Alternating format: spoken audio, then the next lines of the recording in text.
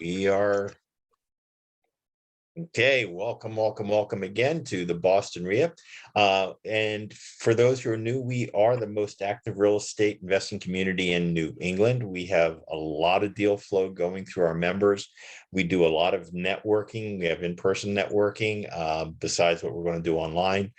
We have continuous education going on, and we are a huge investor resource. So you are in the right place at the right time to learn more about us today. Okay, we are part of the National Real Estate Investors Association. We are actually a chapter instead of just an affiliated member. So we are actively involved with them on a daily, weekly basis. And the National Real Estate Investors Association is the largest trade association of real estate investors in the United States. And we have major trade partners with us that allow you to get discounts, a preferential treatment, and guidance from. And tonight we're going to be hearing from one of our preferred vendors, Rent Perfect, and you'll get to hear a lot about them in the next 20 or so minutes. But there are huge advantages to belonging to the Boston chapter, and that includes your membership into the national REIA. So I like to start off the meeting with what's going on in Boston this month. Let's talk about the market, and we want to bring on Sarah Ibrahim, who is an investor-friendly realtor, been doing a lot of business in Boston and surrounding areas for a very long time. She has her fingers on the pulse of what's going on. So if you feel a little bit lost or unsure of what you should do, this is the lady to speak to, and definitely listen to her tonight, and because she'll get in a lot of detail. So I'm going to hand over the screen to her for a very short while. And Sarah, are you with us? Yes, I'm right here, and I can start sharing. Yes, I'm going to stop sharing, and you are going to take control. Awesome. You have your screen up there. Awesome. And can you see my screen? I can see your screen. Okay, awesome. Let me just make it a full slideshow so you can see it better, bigger. Okay, is this the beginning? Yep, this is the beginning. All right. Good evening, everyone. Welcome to June, not July, the middle of the year. Half of the year is pretty much almost gone, and the market has been really interesting in this time. And you know, especially that past month, there was a lot of updates. I've been keeping an eye on the market, so we do like a daily recap as well as a weekly, kind of like a weekly update on the interest rate. So you know, to take a quick glimpse on what's been happening, you know, January, February, March, all the way up till here. So I mostly focus on Middlesex, Essex, and Suffolk counties. I look at the contingent and under agreement, the back on the market, and the price change, because this kind of like gives me an indication. So the beginning of the year and the total homes, of course, available. Beginning of the year, as you can see, it was like the low 2,000 and the 3. The under agreement, just 63, back on the market 15, price changes 44. And then after that in February, that, you know, the total almost still the same, but then the agreement has gone up and the back on the market has gone really down, and the price change was also down. And then, you know, as we go to March, you know, we're seeing a little increasement as we go, you know, deeper in the year. In spring market, they are going up, but not crazy up. Under agreement contingent is still, you know, not too bad, but 92. And back on the market, price changes pretty low, which is excellent indication. Now we go into June, into April, that number jumped a little bit more. And this is a daily. I just want to remind you, this is just in one day. This is what happened in just that single day. I took that snapshot. So we had 27, which is a lot more than the beginning of the year, about 500 homes more came. 106 under agreement or contingent, only 13 back. and 24 price changes kept increasing with the 3. Now we are in the low 3s. So that, if you remember in January, that was like 2,200. Now we're at 3,200. So it's a lot of houses now. So more inventory, and that's kind of a little expected. This is the time of the year where people are more aggressive in listing their homes and buyers are more aggressive in finding homes. Contingent on agreement also has gone up more than, the previous months. The back on the market and is only 8, which is excellent. Price changes of 32. Yes, we have been seeing that the houses that have not been priced right, that they do price changes. So this actually I wanted to take this from yesterday, which is kind of close the month, because that's when we see the most changes also. And it was almost 3,300 new homes. So it's more, almost 160. So that has been the highest in the whole year. And 15 only that went back on the market, 60 price changes, which is kind of not a bad percentage when you think about it. In relation with how many homes in the market, 32 versus, or 33 to say, versus 22 in January. Same thing, with the interest rates. They have been fluctuating up and down between 6 and 7. This is a weekly thing that I do. So, but I think I didn't start until February to get that. So it was like very low 6s. It jumped in March to like, just above 6. It went down. And then in May, it was like about 639. This past week, so for the past, I want to say 2 weeks, it has been going up very little, but then it jumped a lot this week. And it almost just got down. So we're it's almost 7 right now. So 0.79, 6.8. So I always like to keep an eye on what Sam Khoter is saying about that, because I don't really like to put my own impression. I like to look also to what they say. He's the chief economist of Freddie Mac. So and he's saying that the mortgage rates jumped this week as a buoyant economy has prompted the market to price in the likelihood of another Federal Reserve rate hike. Although there has been a steady flow of purchase demand around rates in the low to mid 6% range, that demand is likely to weaken as rates approach 7%. So yes, like today, for example, I've been trying to submit an offer on a house, and they had 30 offers, believe it or not, 30 offers on the table, received. So, people are aggressive because a lot of people are seeing this could potentially happen with the higher interest. So, and it's kind of expected. So I will not be surprised to see the price go up. It's just because of the higher demand, people are more aggressive. So how can you control the market? Interest rates, if you change the interest rates, the purchase power automatically will go down, and people will not be able to compete as much unless they have that extra cash, either through equity or through savings. And I think I will give back to you. Sarah, can I ask a few questions before we move on? So Yeah. You're seeing again an active marketplace of buyers coming into existence, correct? Absolutely. Buyers are aggressive because if you see historically, that 6 or even 7 is still historically low. Okay, but at the same time, we do have an increase in inventory. Yes. So the price ranges that you're seeing with these price decreases, what would you account to some of these price decreases then?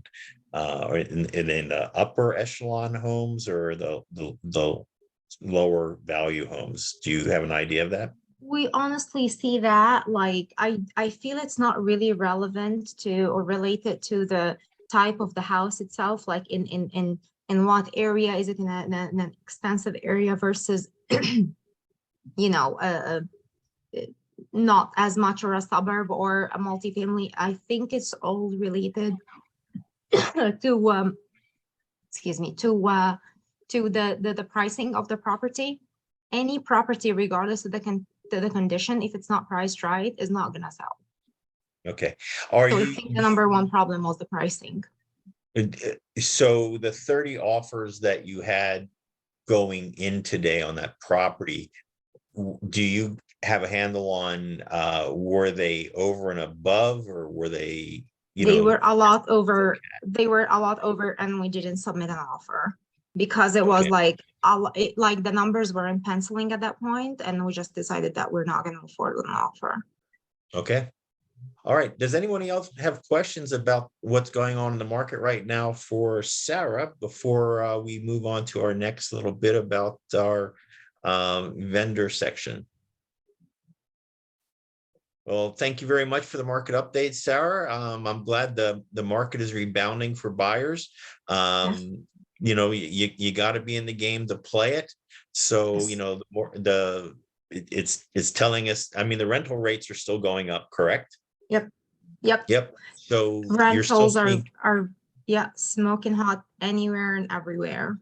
so They're you're still very, very seeing hot. cash flowing properties come in for rentals. Yes.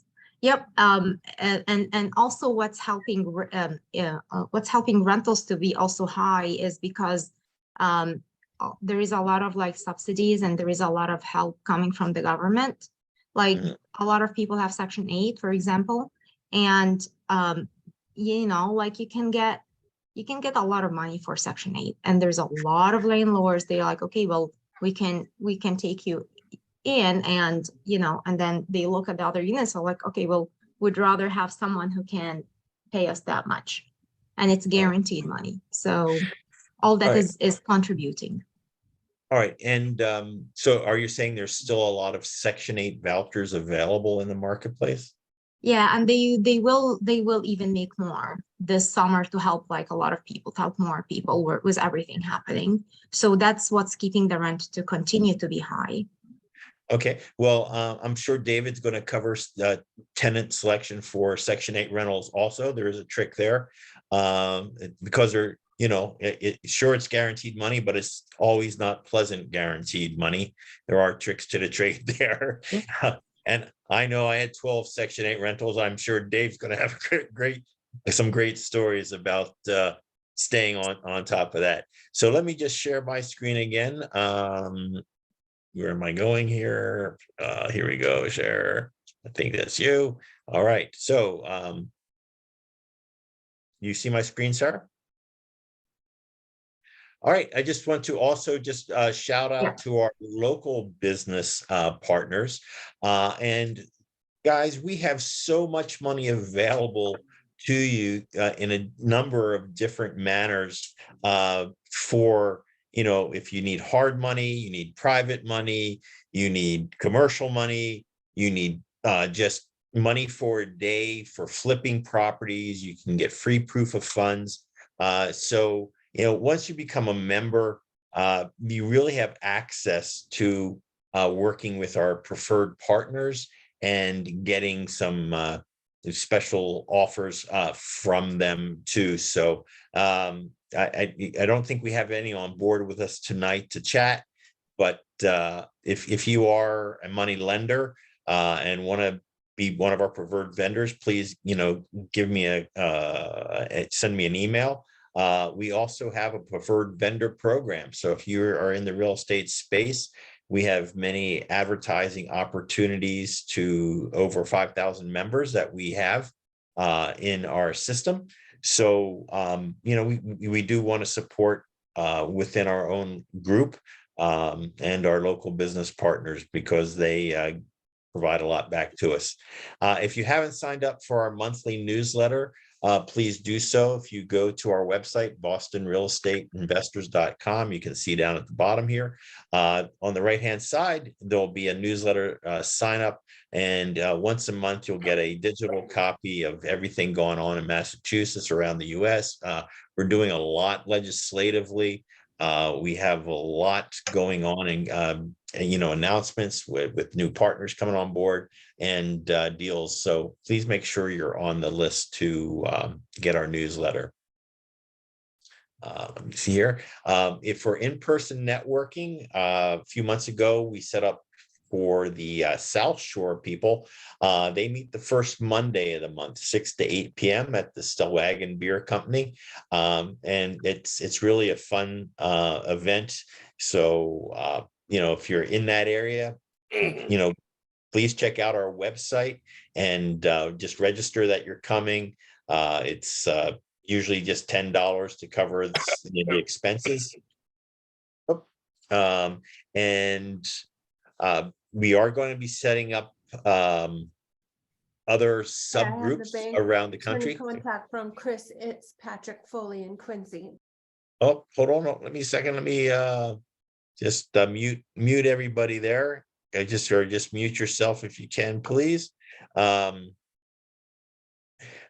we are setting up different subgroups on different topics and areas, just to do some in-person networking. We're going to keep our main meeting virtual because I know traffic was killing everybody trying to get to Denham. So this is the way we're going to do it going forward is subgroups will be our in-person networking, and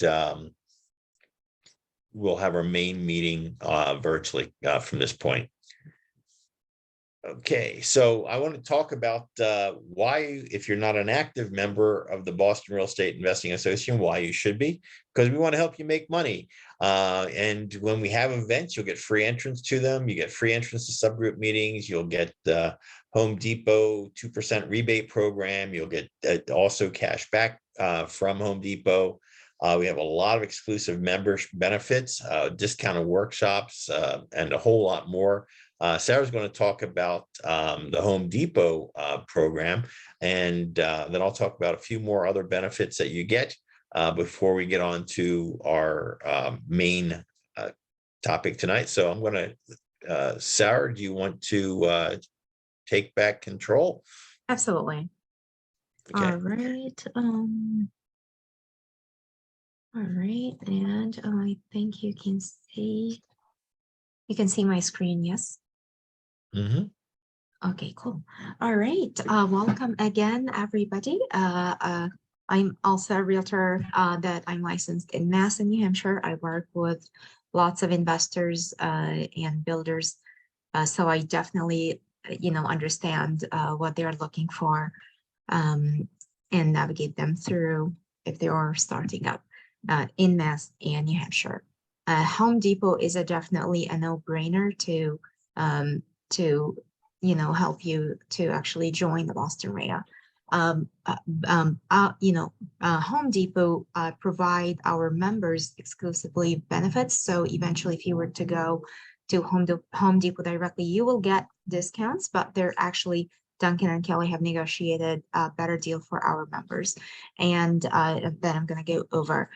So Home Depot offer 2% rebate biannually on all purchases with a minimum of $5,000 spent per period. So this is basically a rewards program. So you can think about it as like, a CVS or Shaw's or anything that you go, you spend money, and then you get discounts. Home Depot setup is a little different. They have a set period, like starts in January 1st until June 30th. So this is the last month of the first rebate period of the year, and then July 1st starts until the end of the year. And how it works is that they send you gift card, Home Depot gift cards for any rebate that's under 1,000. Basically 1,000 or more, you receive a check. And normally you'll get these rebates within 60 days from the closing day of each period. So, end of June coming, then, you can expect your rebate, around the end of August, between that time, within 60 days. So just always make sure that your mailing address is always up to date with Home Depot, so you wouldn't lose your rebate. Our members start at the gold tier, And what that means is that gold tier qualifies you for 20% of paint, and that has nothing to do with the rebate minimum.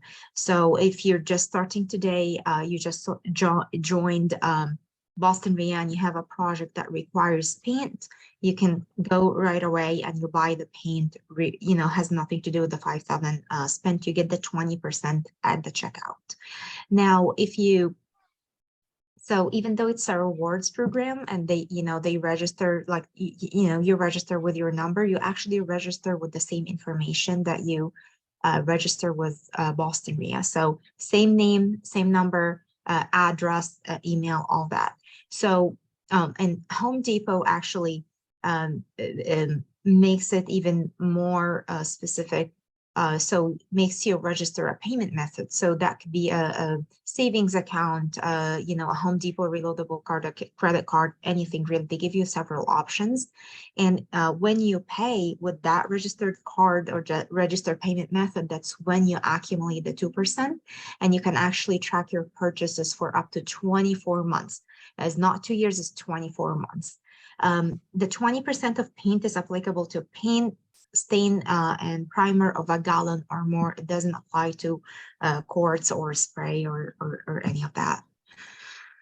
Also, our members can get up to 20% off select Hampton Bay kitchen and bath cabinets. You just need to buy 10 cabinets or more in a single transaction, which is very easy eventually to do. One project will make you will make that minimum basically. And how it works is that you get 10% from National REIA and 10% from Home Depot together, and you can actually stack those with any other store discount that's going on at the time.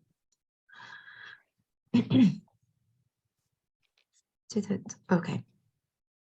Another fantastic program that they run is volume pricing program or bid room. Very easy to take advantage of it every single time. Basically, all you need to do is that prepare a list of larger items that's going to cost $1,500 or more in a single transaction. Bring it to the pro desk, have them prepare a quote for you, and after that, just have them send it to the bid room, and it's going to come back to you within just a few minutes with any applied discounts, 0 up to 15%. The only thing that I wouldn't send through the bid room is the paint, because you just get a better deal with the 20% on its own. And then eventually, if you pay with a registered card, you get the 2% on top of that. So you get the 0 to 15 at the checkout, but then the 2%, you get that at the end of the 6 months. On the last 6 months, and I think Duncan, you said that you got the updated numbers. I still don't have it, but that can you fill me in on this? Like I still Sure. have the numbers. Thank you. So we paid out slightly more this last 6 months. It was like 570,000, 72,000 to all our members. So we have a lot of members, but the average rebate per member, if we divided our members into the amount we paid back, they got paid back for the 6 months $1,529. So that's huge. And if that happens twice a year, so if you're a rehabber, or use the rebates for your own home in that matter. We've redone our kitchen, we've done living rooms, bedrooms, so much. Anything even for your garden gets all thrown into that number. So you're getting money, you're getting the discounts, and you're getting money back. And as long as you put your code, your membership code in the pro loyalty bit, anytime you go in there, it's all accruing. And getting that rebate is not only the rebate, the discount is huge. So I said the rebate alone, like I believe it was more than around 1,600 or something. So even if it's like 1,500 for the average for just one cycle, that's alone is enough for to cover, I don't know, like several years of membership in just one cycle. So it's just a no-brainer, like on top of everything else that you can get from Home Depot alone. Never mind like all that information, the valuable information. Like I'm someone that attends stuff like that just because of the nature of what I do. And I rarely, almost never find information that I find with Boston REIA. So that's alone, like, and this, this is the real deal. Like, this is not like a group or someone is just trying to, start something. This is the REIA. This is that proved nationally that this is the real REIA.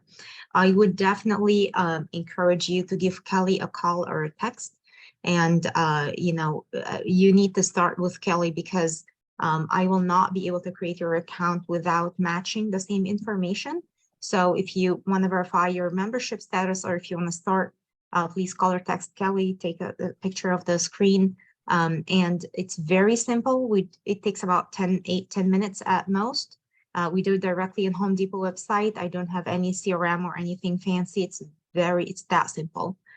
Thank you again. And I hope you enjoyed that wonderful upcoming meeting. Thanks. Bye-bye. All right, Sarah, thank you once again. And let me go back here to share my screen here. Can you see mine now? Fine. Yes.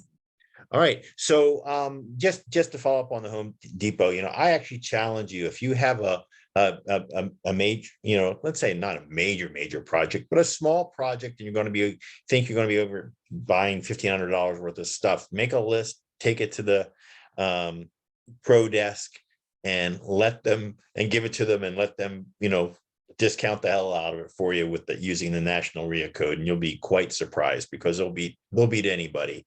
So, we don't even mention the L word anymore. Because Home Depot provides us with everything. So we have a lot of other good discounts coming from Arcana, which is really about insurances on investor properties when properties are empty. Almost 50% off of home Office Max products. Rent Perfect, we're going to talk about how that's going to benefit you tonight. But, take a look at our website, take a look at some of the great things that you get as part of your membership. So if you're interested in making money in real estate, definitely, text Kelly. It's a yearly membership of $280 per year per single or $400 for couple. Kelly will get you going. And once after that, Sarah will reach out to you via email. And she'll help you set up your Home Depot account online. So, we can get you started, getting some money back from Home Depot. I do want to ask Yes, go ahead. Sorry, Duncan, if I could just interject real quick in reference to membership. Single and couples does not necessarily relate to your marital status or anything like that. By couples membership, we mean it could be a partnership. And single is an individual. So however, the wordage you want to use, but it's definitely worth it for you to join. Yes. Okay. I guess we have to be, we'll have to take a look at defining the word couples, All right. So, two people who join together, however that may like be. a partnership, like a business partnership. There you go. Okay. Partners. So the last announcement before we get into our networking session is if you are a broker agent and we are looking for more brokers and agents to work with us around the Boston area, we have some opportunities available, especially in, regarding to lead gen and also leadership positions within the organization to help our members grow, take them under their wings, and let's do some deals together. Shoot me an email at bostonrea@gmail.com. Also, if you're a money lender and you have your hand on the pulse of what's going on in the mortgage industry and would be interested in giving us some money updates, what are some of the best loans available that you can get, also shoot me an email at bostonrea@gmail.com so I can have a conversation with you, how, we can all work together and keep people alerted. So right now, what I like to do is just very quickly time for have, needs, and wants section. So I'm going to stop my share for a second so I can see everybody. Participants, let me see. And what I'd like to do is to ask if anybody has something they're looking for, something they have to offer, or something they want, just give us 30 seconds. You can also at the same time, if you don't want to go on camera, to just type it into the chat bar you'll see down at the bottom. Why am I looking at Kelly here all the time? Let me see my other things here. You should be looking at me. Okay, there we go. So you can use the reactions to put up your hand. You can unmute yourself, or type into the chat box. So let me know, is there something you have, want, or need that our other members can help you with right now? And along those lines, everybody remember to copy and paste this chat at the end, because it is filled with information by the time the meeting is over. That's right. There'll be some links in there too, and some downloads for you by the end of tonight. So we do not redistribute the chat after the meeting. If we send out a replay, the chat does not go. So make sure at the end of the meeting, you'll get one more reminder to copy and paste that. So Sharon has raised her hand. All right, Sharon, do you unmute and go ahead? Nice Hey, to see you again, Sharon. everybody. Great seeing you, Duncan, Kelly, and Sarah, and everybody. My goal for the end of the year is to have 100 to 150 doors. So what I need is to be able to network with folks. If there's some property, I want multi-family or even storage units. So that's what I'm looking for. I will give you my name and I'll put it in the chat as well, but it's Sharon Mendes. And my number is 617-823-8941. Thank you. Just like a pro, that's all you need to do to let other people know that now, guys, you have your first person you could, if you're a wholesaler or you have a lead on some properties, Sharon's game to reach out to her. So, get her on your list. Anybody else? You can unmute or you can put up your hand.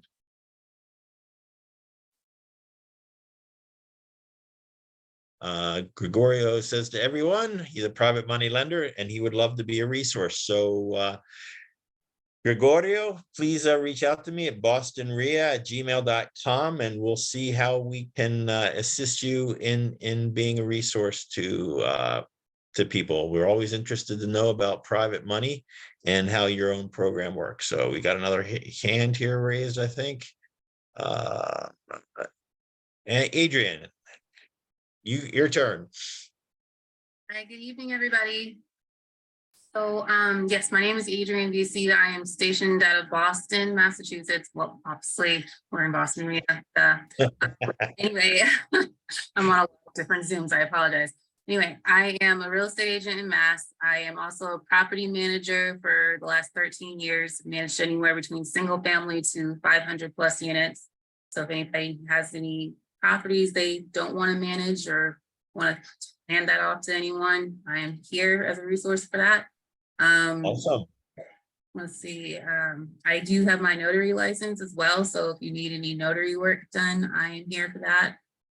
What I need, I'm looking to get my first multifamily this year. I don't want to do 2-family, but 3-family or 4-family, I'm all for it.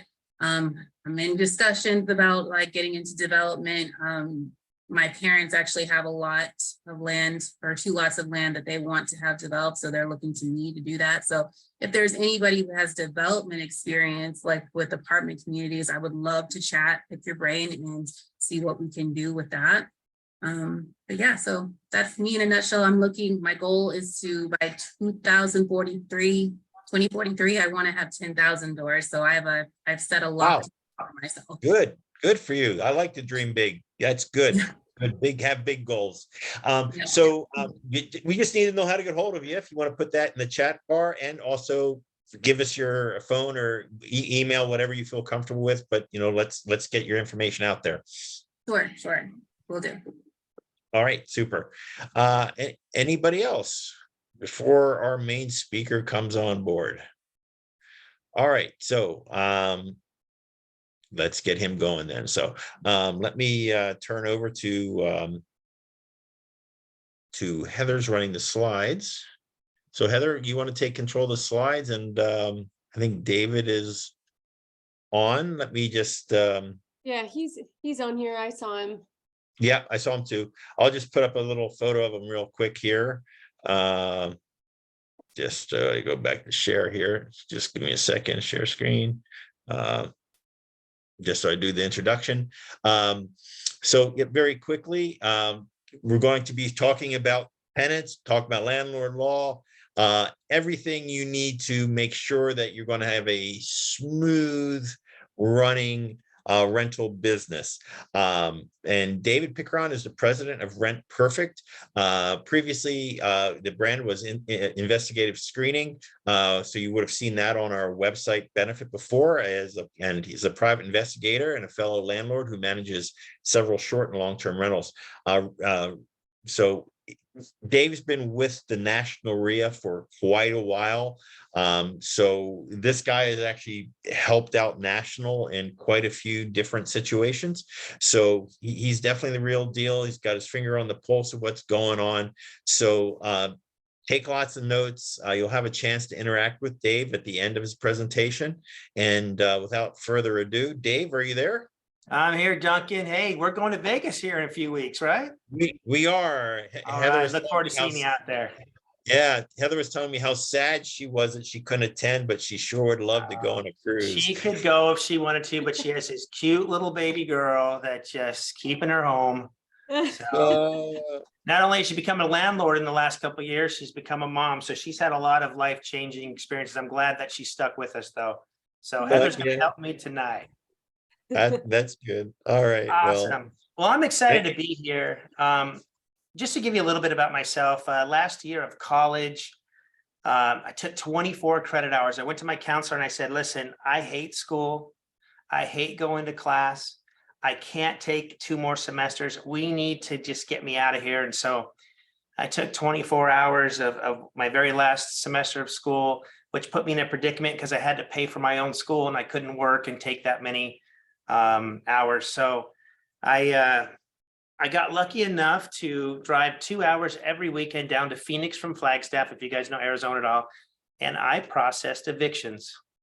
And so I first got into kind of the landlord area, processing evictions. And I realized that I actually, I don't want to say enjoyed it, but I saw the opportunity that real estate and investing and screening the right way was so valuable to your success as an investor. I built, in a few years, I built the largest eviction company in Arizona. And how I got into screening was I would notice these 2 apartment communities sit next to each other. Now, this is in 93, 94, really before the internet hit. And I was just perplexed by one community had 15, 16, 17 evictions, which I'm sad to say I enjoyed because I made some money off it. And the property next door hardly had any. And so I'd go to the property next door and I say, hey, listen, let's get some more work. Let's get some more evictions, you know, being a young 20-year-old. And I was soon educated that the difference between the 2 properties that were very similar was the screening, was the way that they looked at their applicants coming in. And I soon learned that screening made a big difference in evictions. And then I realized, man, I have the largest eviction database in Arizona. These guys would love to get a credit bureau from me, and they would love to do a search through my eviction database with no internet back then. And that got me into being a PI and doing background checks in my early 20s. And so that's kind of how I got into this industry. I kind of stumbled into it in a way. I wasn't sitting in high school one day saying, you know, I want to be an officer of the court or a private investigator. I want to do background screening and evictions and all this good stuff. It just kind of landed in my lap. And I spent my entire career studying how to be a successful landlord and what it takes. And so tonight we're going to really get back to the basics. We're kind of through COVID.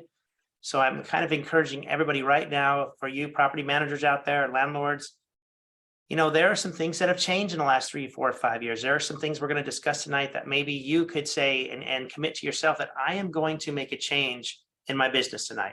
I'm going to do something a little different. Sometimes we get comfortable. We do things the same way, but hopefully something tonight we share with you, you'll say, you know what, I like that. And over the next year, I'm going to make that change. So I challenge you to start out the webinar tonight with that. And Heather, why don't you fire up our PowerPoint there? And Heather's been with us a very long time. If you've been with Rent Perfect, you know who she is. You've talked to her on the phone. For years, I tried to convince her to get into the market, buy a rental, buy a rental.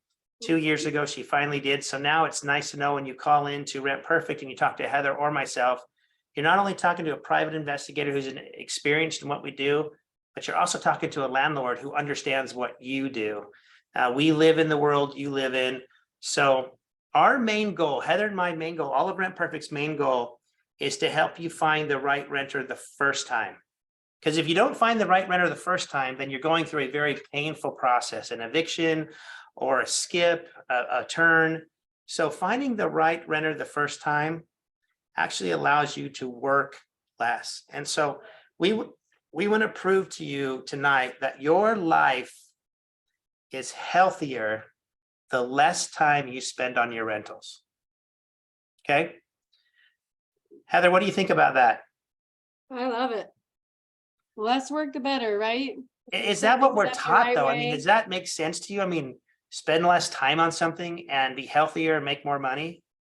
Yeah, I mean, it's kind of backwards from what a lot of us hear, you know, oh, you have to work so hard if you're not putting in the hours, where we know that if you put in the work on the front end, then it's going to set you up for success so that you can do less work over the years.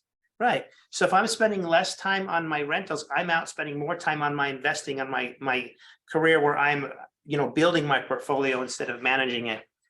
The thing is I, by heart, maybe some of you on this call feel the same way. I look at myself and I say, David, what do you do for a living? I'm an investor. I buy assets. Okay. But most of my time spent on my properties, I'm not acting as an investor, I'm acting as a property manager. So there's a point where we're an investor, and then we get the unit, the duplex, the fourplex, the single family home, whatever you guys have, and you take off your investor hat and you say, you know what? Now I'm in a completely different role. We use the term property manager, but I can tell you tonight, you are not a property manager. You are a people manager. Managing properties is easy. Air conditionings are easy to fix. Plumbing's easy to fix. Managing people is a whole nother game. There are bad things that happen to good people. Good things happen to bad people. Bad things happen to bad people. Good things happen to good people. It is called life, right? And we do our best by looking in the past to project the best common sense decision that we can make to project the future. That's really why we do background screening. Now, Heather, can you advance the slide real quick for me? So before I get rolling here, I want us all to sit back and take complete and total responsibility as investors and as property managers, as landlords. We can never complain about the road we're on because it's our own ass fault, okay? Now, you say, Dave, why do you start with that? I think a good investor is going to take complete and total responsibility. And if you want 10,000 doors by 2043, then dang well, I believe that she's going to get 10,000 doors if she keeps, you know, going forward and working on it and keeping it in her goals. It's not going to be easy. She's going to have some stumbles. She's going to have some bad deals. She's going to have something that says, maybe this was too lofty of a goal. But if you set your sights on that, and we're talking 20 years, I believe that anybody on this call could have 10,000 doors. It is possible. Okay. So there's my little motivating speech, guys. We get what we want. If you're on this call, you say, I want my first rental this year. Go get it. You have the resources right here on this call. You have the people you can reach out to. I can tell you there's 20 mentors right now on this call. You could call and say, I will do everything I can do to help you. That's what this REIA offers you. Not only discounts and education, but they will help you. This is a tight-knit community. And I want to tell you, you want to join, whether if it's not Boston REIA and you live somewhere else and you want to join a local REIA. I want to tell you that right now. Okay, Heather, advance the slide. So with that said, I want you to spend less time on your rentals. I want you to know that it is healthy, healthy, healthy. Okay. So Heather, when you look at this picture, and I love this picture, you know, I love this picture. I put it on our website. This is the front page of our website. What do you see? Well, if you had asked me 3 years ago, I wasn't a landlord yet. So when I looked at this, I saw 2 tenants. They were happy, dancing, maybe moving in. And then now that I'm a landlord, I see it a little bit differently. Okay. How do you see it now? Well, first of all, if it is happy tenants, then it's definitely happy landlords because they're connected. So I look at this now, and that's my husband and I, and we got our rental and we're living the good Right. life. You know, Right. they've been in there, I don't know, 8 or 9 months. It's going great. Right. They've Right. got their payments coming in. Life's good. So we want to know on this call, every time you get rent, do you and your husband dance in the living room like this? Is that It's the first, isn't it? I got a dance party after this. be dancing Let's tonight? get Perfect. things going. Awesome. Okay, so whether we look at that as 2 tenants that are happy or 2 landlords that are happy, you said something really important. We are connected.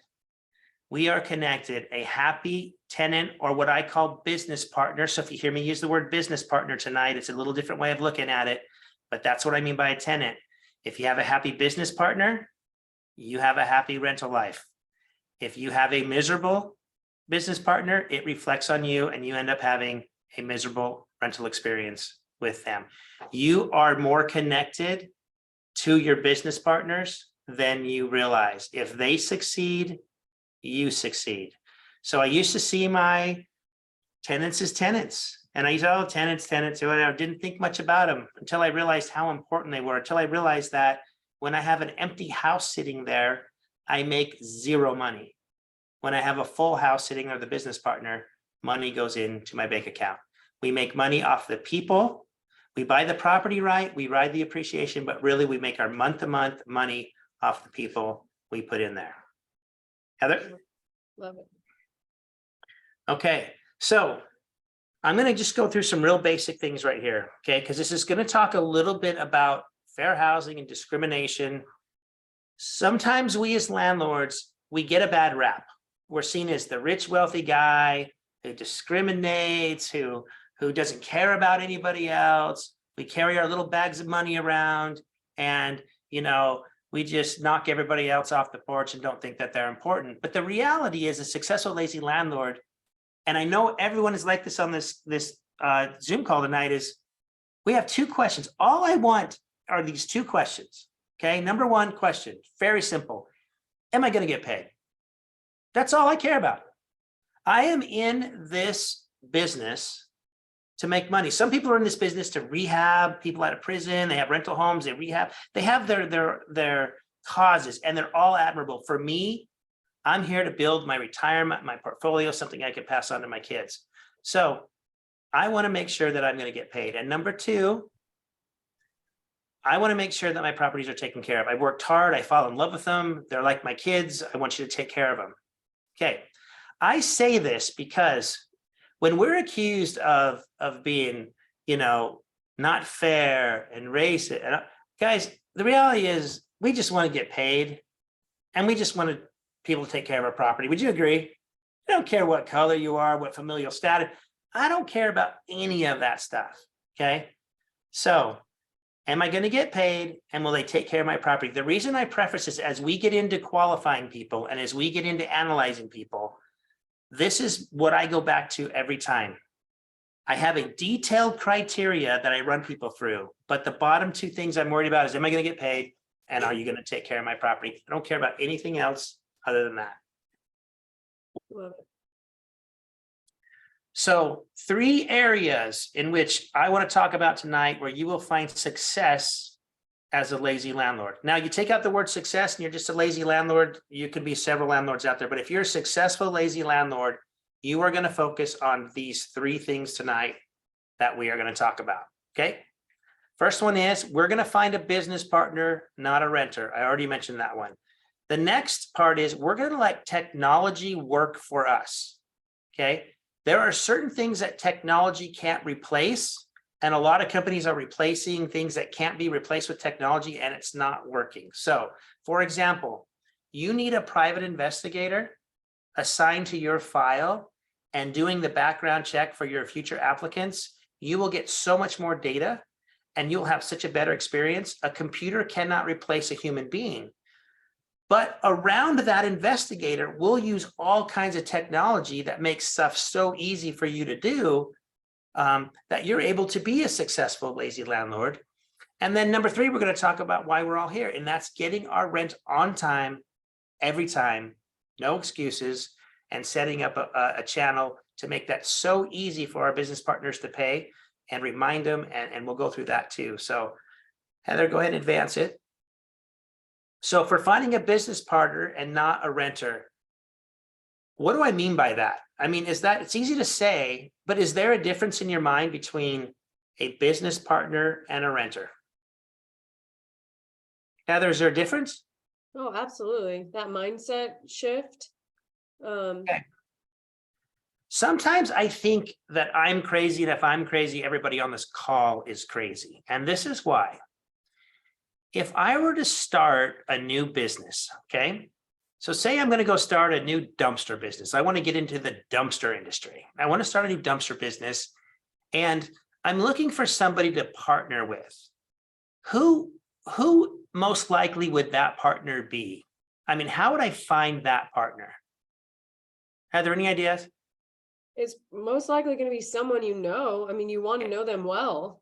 It's going to Know be them, someone I've probably trust them. known for a while, somebody that I get along with, somebody Someone that's that's successful. proven to know business. What? Someone that's successful, right? Someone that's You don't successful, want- right? And I'm really going to take some time to pick a partner that I'm going to start a business with.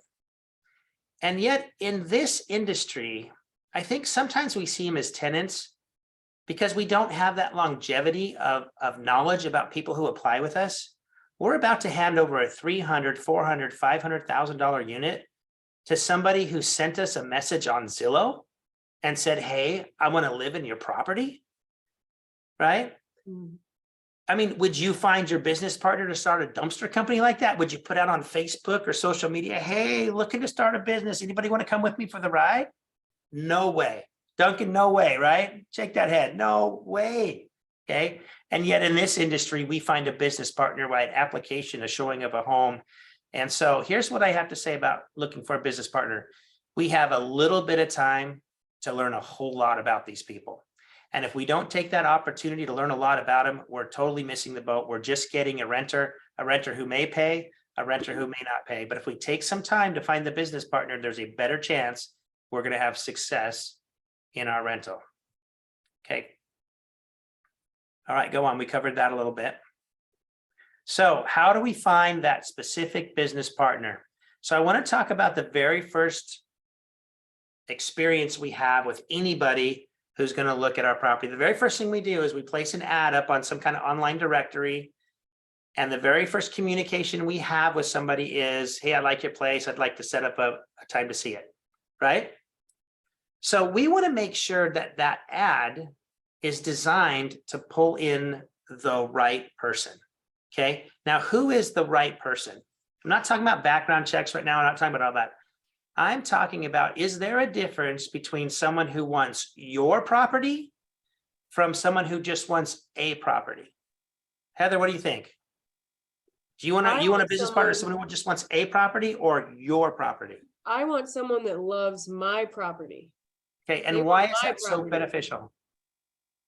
Well, if they love the property, one, they're more likely to take care of it. They're most likely going to stay a long time. They're not looking to move anytime soon. So those are just two that I can think of. Right. What am I missing? Right. So, guys, I don't want to badmouth anybody out there. I love all the services that I use, and I use Zillow to put my properties on Zillow. But Zillow offers a service where for $25, applicants can get their credit and criminal instant database done and they can go apply for the next 30 days to as many properties as they want. Okay. So there are some people on there who are just looking for a place to live. I don't want the person that's pushing apply to this property 10 times, 11 times, 15 times in one night. They're just looking for a place to live, probably because they've been told no somewhere else, or they have something in their past and they're a little bit desperate. I want somebody who looks at my ad, looks at all my pictures, reads my entire paragraph. Okay. Am I asking too much? A lot of you probably shake your heads like, no one does that. No one does that, right? But the person who does do that shows me they're thorough, and it shows me they want my property, not just a property. Okay. So how do I know if they read my entire ad?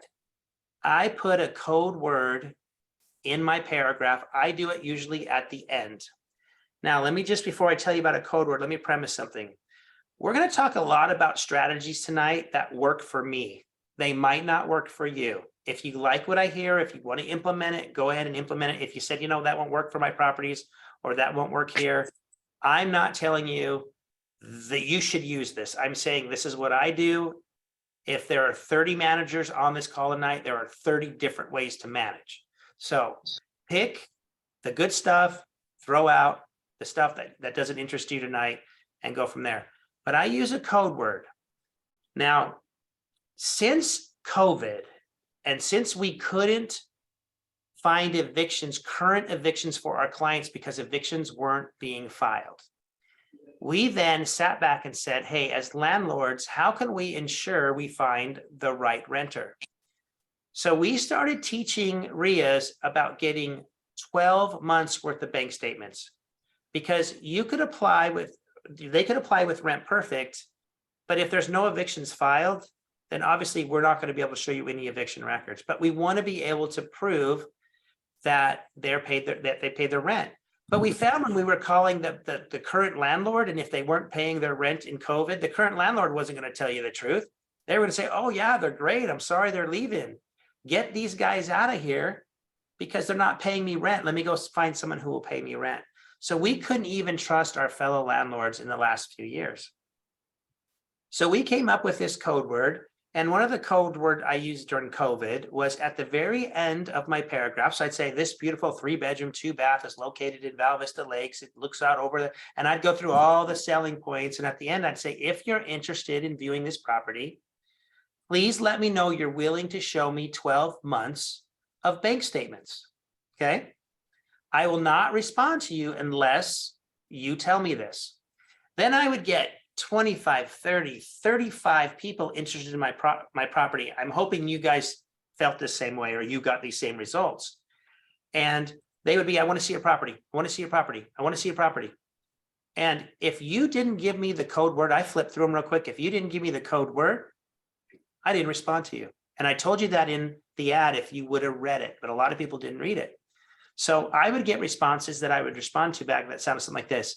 Hey, I love your property. I'm looking for a 4-bedroom in that area. My kids go to school there. And I understand that you're going to ask for 12 months worth of bank statements. Okay. So now I know we're already on the same page. I know they're already loving my property, not just a property. They're telling me a little bit about the area, why they're coming. Maybe they might say, oh yes, I'm looking for a midterm rental available till December because I'm just moving into town. And I want to kind of see the area before I buy a house. So on a lot of my midterm, my code word is, you need to let me know this is a midterm rental only available until December. Because so many times I was getting out to the showing and they were like, great, we would like to sign a 2-year lease. I'm like, wait. The ad said this is only available until December. You've wasted my time and I've wasted your time. So this code word has allowed me to spend my time where it's appropriate. If you don't have the time to read my entire ad, I don't have the time to meet you at the property, unlock it, walk around with you. I can be doing better stuff with my time.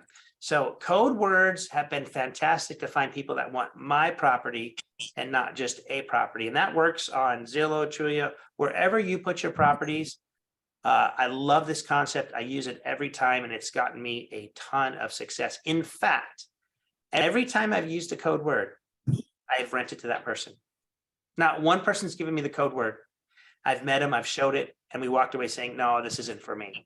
I put up nice pictures, I put up nice descriptions, I connect us, and every single time I have landed that renter because they were looking for my property and not just a property. Okay, I used that with Sharon my Mendez. property, David. Oh, Sharon Mendez. I have a question. This is just to clarify. The code word, your code word in this situation is that I'm gonna need 12 months of bank statements. What are some other code words? So another code words is, you could use something as simple as, let me know that you know this is a non-smoking, non-vaping, non-drug property. I mean, you can put, let me know that mine you was know dogs, landscaping. huh? Mine was, I understand, well, at one point, mine was, I understand I'll be responsible for the landscaping of this property. Cause I have a lot of plants and bushes and they're gonna have to pay for that. Like I just put it complete. So that was another example of a code word is they need to say, I understand that the tenant Right. is responsible for the landscaping. So keep in mind, they're understanding what they're repeating to you. But if you put the code word at the end of the paragraph, you also know that they've read the whole paragraph. So there's two reasons for it. So I love to know that they were thorough enough. If they read the whole paragraph, and they probably looked at every picture. If they looked at every picture, they probably have a good idea about the property. They probably know the layout. They probably know if the backyard has a pool or no pool or how the front yard looks. So by the time I get to the property, they've almost already seen the property because I've marketed it well online and they've looked at that. Nothing's worse than meeting somebody and they're like, oh, I was looking for a 4-bedroom. This is only a 3-bedroom. Well, yeah, it was in the ad that you didn't read. And so I really don't care what the code word is. Just make it something that they have to respond to.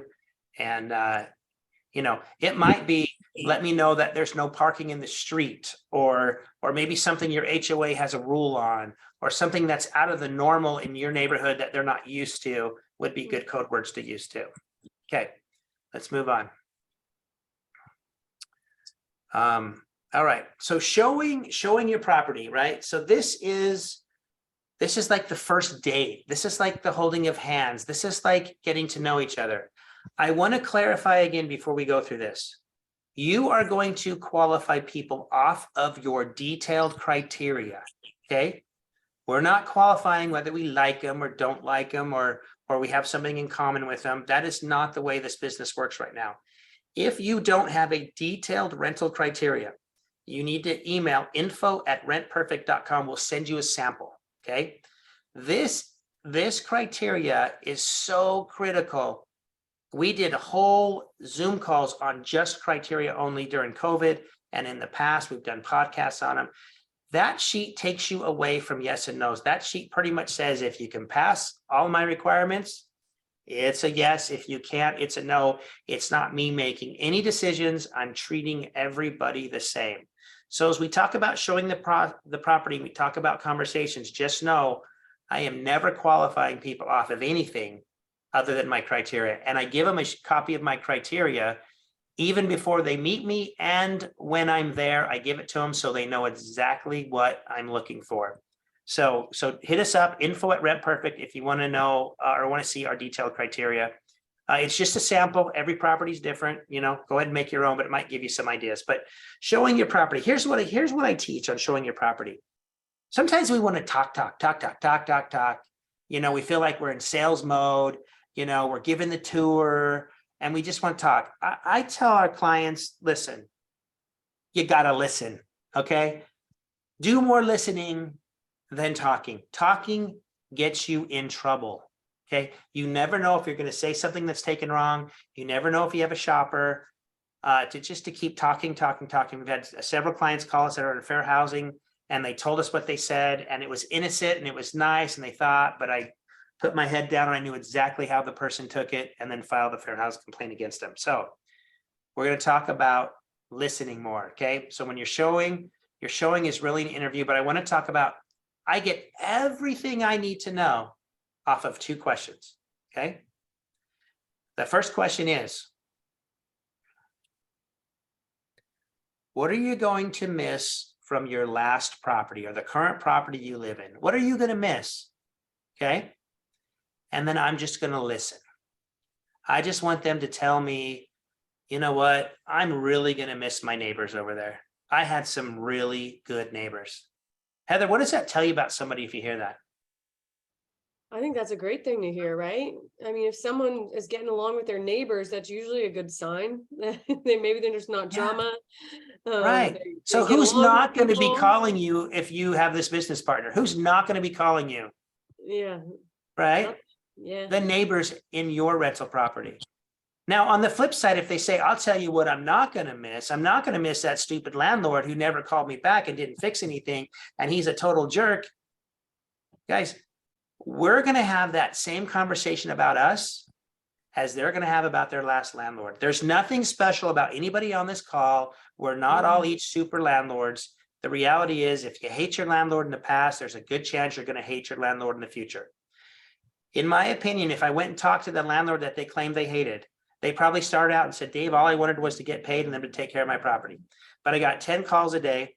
Everything seemed to get broken. Everything was a problem. They wanted discounts on rent. They couldn't afford it. They overflowed the toilet and then told me I had to come clean.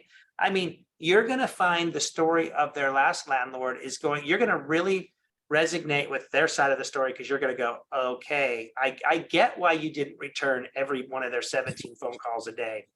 So when people are telling you what they're going to miss from your last property, if their answers are relatively positive and great, they'll probably tell you why they're leaving, whether the landlord sold the home or they needed a little bigger house. You're going to get all kinds of information from them. And I love to go into sales mode here too. Like, I'll have a lady say, I'm really going to miss the park next to my house. My kids loved it. We spent a lot of time at the park. And I would say something like, well, did you drive in down this road this way? Yeah, I drove in that way. Well, let me take you around the corner this way. Look at this beautiful park. Look at this playground equipment.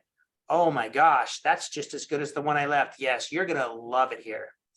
And so it allows me to say anything that they are going to miss from the property. If I don't have it, I explain why they're not going to miss it. If I do have it, I show them you're not going to miss it. You're going to have it here too. So it puts me not only in kind of a screening mode to see their temperament, their personality, it also allows me to go into sales mode if I need to. And the other question is real similar to this. And the other question is, what do you like about this property? Okay. You might have someone say, well, I like that your property is a single story. The property we're leaving is a 2-story, and I'm just sick of those stairs, right?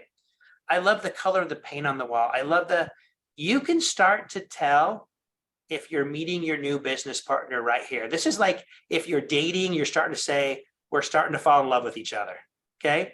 Because they're going to tell you why your property's for them, why it's just not a property, it's the property they want to hang their drapes in, okay? So some of the real estate agents out there, they know this starts happening when they're showing homes and people start saying, honey, we can put our couch here and we can hang some drapes here and our plate, and they start seeing themselves living in the property. We're going to do the same thing in the rental world by asking these questions. The reality is we don't have to say, do you have any criminal history? How's your credit? We don't have to say any of that right now, because in the next step, if they say they want to apply, that's all going to come out, right? Now, other things that you're going to hear in this question is, now we're at the point in our relationship where, okay, I think we're both making a commitment for each other. I think we're kind of dating now. Now is the first time I have to put money down. It's the time I have to put either a deposit or an application fee. And it's where the money hits the road. So you're going to now hear people's concerns of, hey, I don't have perfect credit. I've got some student loans I haven't paid back, but I'm working on it. And you're going to start hearing, I have a criminal history, but I got it, deferred, or you're going to hear all these things of these concerns coming out without even asking them. They're going to just start telling you because they don't want to spend the $45 application fee, or they don't want to put a deposit down unless they know they have a really good chance of qualifying for the property. So if you go through these 2 questions and you just listen, this information will come out, I promise you. And if it doesn't come out, that's okay. It's going to come out sooner or later. So there are a lot of red flags in this. There's a lot of red flags at this point that you need to watch out for. Like, one of the red flags I would say is, well, I would like to move in tonight. Can I move in tonight? Right? There is nobody out there that goes and looks at a property and expects to move in tonight unless the constable or sheriff is at their house kicking them out, right? Things like, hey, do you check criminal history outside of this state? I mean, right, that's a no-brainer. Red flags are going up. Like, why would you even care? You know you're going to find something. People here might start asking you about your family and try to really become close and friends really quickly. And, oh, you have a daughter, I have a daughter. Oh, she plays soccer. They might at this point really try to start befriending you, knowing you might see something that you'll overlook if they become friends with you. So just pay attention to this process right here. And I promise you, you'll have a good feeling when you leave, whether you're going to have a good business partner or not coming into the future. Dave, there's a quote you've always said that's been one of my favorites, and that is that the tenant is screening you long before you start screening them. So 100%. So watch for that. You'll notice it when you're showing the property, especially. You know, as many people as I've spoken to, they're always like, yeah, we screen the tenants, we screen the tenant. No. The tenants have screened you long before. They're trying to figure out what they're going to get away with. You know, like one of the screening questions I love is when someone says, hey, are you a professional property manager or do you just like own this home by yourself? Right? They're screening you. They're saying, are you a business? Do you cross your T's, dot your I's? Are you a mom and pop kind of uneducated? I just inherited this home and first one who shows me some money, I'm going to put them in here. I don't care. They're screening you big time, Heather. Thanks for bringing that up. Yeah, so that's when you can make your first impression too of what kind of business partner you are. Because business partners each bring something to the table. What are they going to bring to the table? 100%. And what kind of business partner for you, are you? Because I've learned from David, so I would say at mine, yeah, I work for an eviction company. So I'm just letting you know, throwing that out there. I work for an eviction company. So guys, I learned that from David. And I know it's different from all of us, but I let my applicants know that I own an eviction company. I let them know that I am a private investigator. I'm going to do a thorough background on them, and I do it in a nice way. Yeah. But if that scares them, then they can leave. Because if you said that to me, that wouldn't scare me. I'd be like, an eviction. What's an eviction? Yeah, you're going to get your rent every month. We'll never even have a problem with an eviction. That conversation won't even bother me. But if they go into you're a jerk mode about it, that's because that's something that concerns them, that they've probably had that in their history and they know exactly what it is. So everybody has their own style. You guys can't say I own an eviction company like I can, but in other words, you're kind of letting them know that I'm serious about my rent. I say this all the time, I'm a great landlord, but I really require my rent on time. I mean, that is one thing that I will not put up with. I have to have the rent on time. If it's late, it's just, we're not going to have a very good relationship if it's late. And I will file an eviction fairly quickly on you, just to let you know, I'm forewarning you. I know that sounds like it's terrible, but at this point we're getting into a relationship and I want to get everything on the table and see if that scares them or doesn't scare them. So, all right. So the next step then, once we find them, is to make sure that they are who they say they are. There is so much fraud going on right now. Guys, your banks are experiencing it. Checking account numbers are getting stolen. People are taking identity.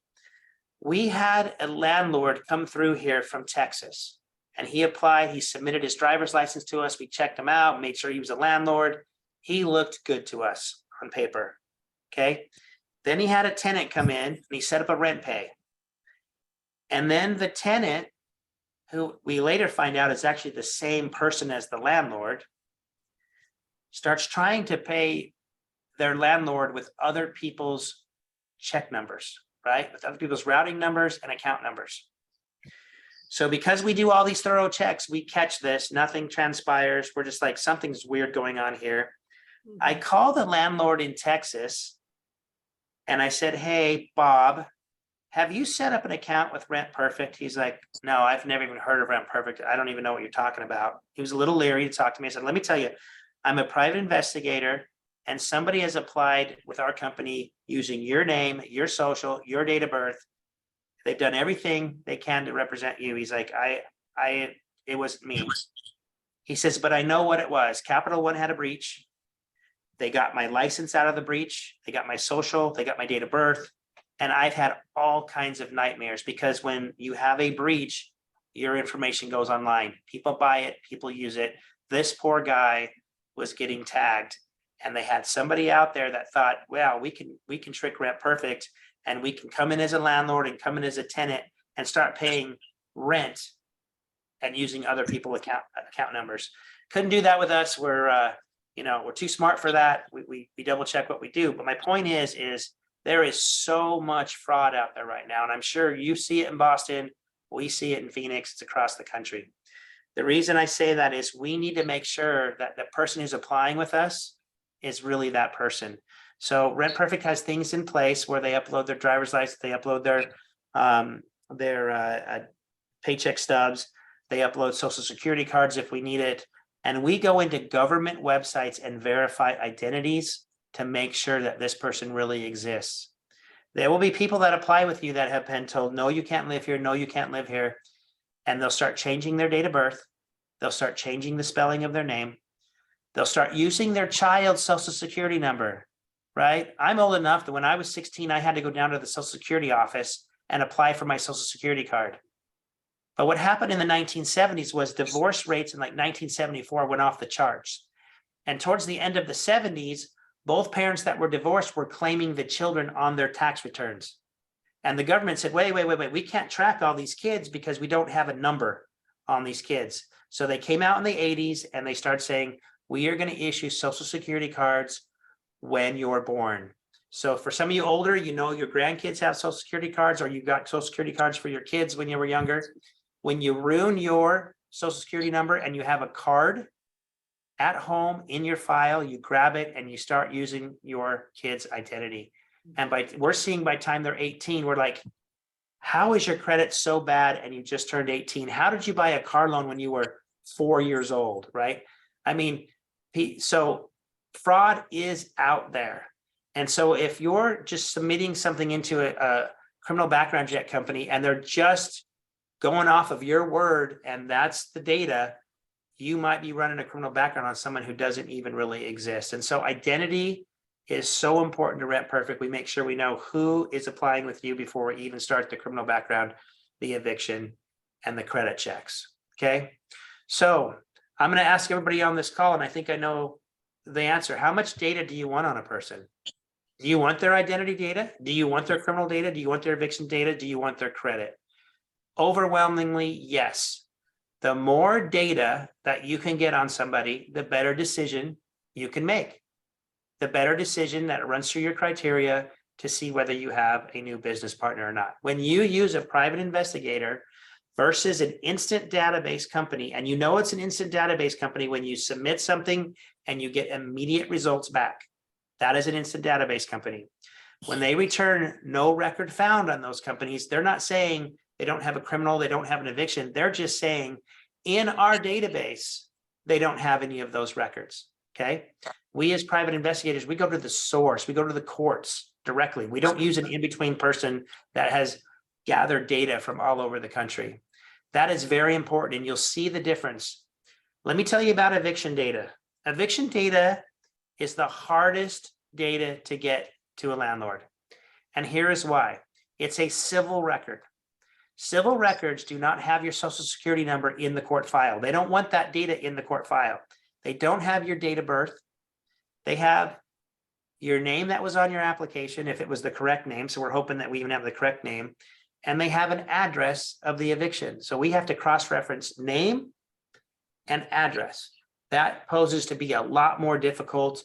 A computer does not do that. A database does not do that. That is why I want to convince you guys tonight to get a private investigator to be part of your background checks. And that's what we do here at Rent Perfect. Okay, Heather? I'll just add, going back to identity, it's so important. And most companies, if you get a background from that company and you make a typo, because in a lot of other companies, you're putting in the name and date of birth yourself, or maybe the applicant makes a typo. Maybe it's a mistake. Maybe it's intentional. They're trying to hide something. Most companies are not going to catch that. The benefit to having an investigator look at that is we're gonna catch that. We run reports on socials, we can see their aliases, so we search aliases, we catch typos. We can tell you, hey, this date of birth may have been entered incorrectly, we need to verify that ID.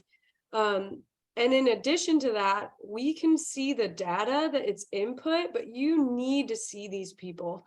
I'm talking to a lot of investors right now that, you know, everything's getting popular to be online, but you still need to see these people to see and compare a person to an ID, because that ID might not be theirs. They might have legit name, date of birth, and social, but you need to make sure that it's them, because that's another thing we're seeing right now.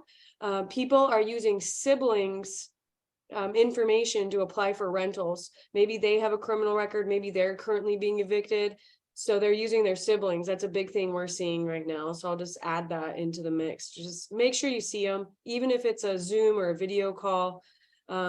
It's best to see them in person, but if for whatever reason that's not possible, you need to do a video call. Make sure that they are who they say they are. Look at the ID. Yes, I love that, Heather. Also, there are articles out there right now, if you search, that says America's credit is up. America has better credit scores than we've ever had. We're so responsible. Here's what I'm going to tell you. On a credit bureau in the last 5 years, they've taken off liens, judgments, evictions. Last year, they took off medical records. It won't surprise me if student loans come next. When you start neutering a credit report and taking off all the bad things that takes credit scores down, of course you're going to have higher scores. So when you read these articles, no, American behavior hasn't changed. If anything, it's gotten worse, okay? But think of what you hear of people whose criminal records are expunged, or they're let out, or they're not charged, or they're deferred. The court made a deal and they went to a class and got dismissed. This government is protecting people right now and their data. And it is affecting the background check industry to the point where we can't get to some data we used to be able to get to, or we're not seeing the cases because they're expunging them or wiping them clean out of the courts. So we need to do everything we can do to supplement for our government wanting to let people off the hook because they have a housing problem. If they can't get people into housing, then they have to deal with the homelessness, okay? So they're doing everything they can do to get those people into our houses so they don't have to deal with the problem. So what we're talking about, crossing our T's and dotting our I's and checking identity, just know that it's going to be harder and harder to find. It's not easy anymore to find the right business partner. You have to work a little bit harder upfront. That's why I like my tenants to stay for at least 5 years. I don't want to have to go through this process over and over and over. It's, it can be taxing sometimes to make sure you really are detailed about this onboarding process. Sorry to interrupt. David, I think when you leaned back, it did something with your speaker. You're a little bit choppy. Okay. I hear it Heather, too. am I a little choppy? Yeah, for me Still a too. little that? bit choppy. Is that any better? Eh, No. no. Still the same.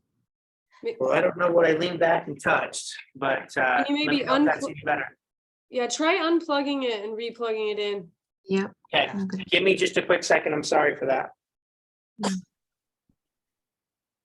At least we can hear everything you're saying. It's just a little bit like it sounds like you're riding on a gravel road. Okay.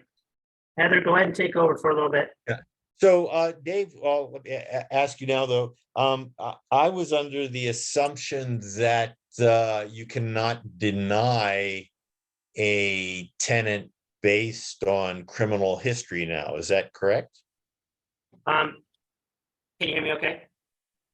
It's still Yeah, garbly, but- but it's okay. Okay, Heather, go ahead and answer that question. Where are you getting that question from? I'm not familiar with that.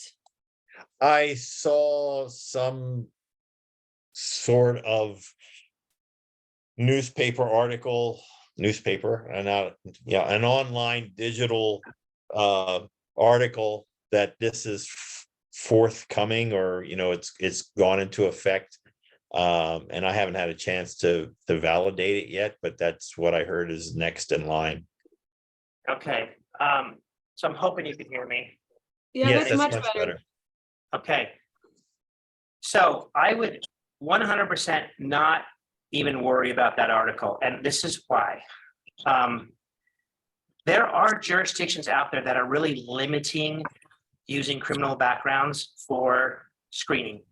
One of them is Chicago. Chicago makes you do a credit report first, and then you have to give a preliminary approval. And after the preliminary approval, you can do the background check. But in the Ninth Circuit last month, we got a great ruling because Seattle came in and said, you can no longer do background checks across the board, the city of Seattle. And the Ninth Circuit finally got it to the Ninth Circuit and they said, absolutely no way, unconstitutional, violates our free speech, violates our rights of our property and protection. And pretty much the ruling came down and they kind of said this, what you've done is like saying, we don't want landlords to discriminate anymore, so we're going to solve that problem by killing every landlord. And that'll take care of landlords discriminating. So the court said, no, Seattle, you went way too far. There's a way you can solve your problem without ruling out background checks. Now that's in the Ninth Circuit, that's in the west part of the country, but I think you're going to see this case kind of come across the country and protect landlords. You can use criminal backgrounds in most jurisdictions, but I would want you to go to your attorneys there in Boston and double check it in Boston. If there's a local ordinance or if there's something coming down, it's going to get challenged and it's going to go to the courts. And if someone challenges the Ninth Circuit Court like Seattle, this might go up to the Supreme Court and the Supreme Court might decide this once and for all. And I'm hoping it does go to the Supreme Court because the reality is I have a right to protect myself and know who I'm doing business with. I have a right to ask questions. I have a right to get that information. And that's what the Ninth Circuit just said. So I'm a big believer that background checks are not going to go away. If they're going to go away, then they're going to go away for the cities. They can no longer use them. The government can no longer use them. And when you kill background checks in this society, it's going to create a lot of chaos, Duncan. So check locally there in Boston, but on a nationwide level, that absolutely is not the case. Yeah. I think they would like it to be, for sure. Yeah, David, what comes to mind too is, wasn't it Louisville, Kentucky tried to pass Louisville? Yeah, Louisville. Yeah, however you say Louisville. it. Yeah. Tried to pass this. And so our attorney went ahead and called the county down there, or this, I don't know who he called, he called a court down there and asked if they do background checks on their employees for getting a job at the court. And kind of like walked him into a corner there. So, I mean, there's all kinds of crazy legislation. So he called the district attorney who wrote the city statute, and the city statute said that a criminal record is a protected class and that you can't use a criminal record against somebody because more Black, brown people have a criminal history than white people, and it's desperate impact.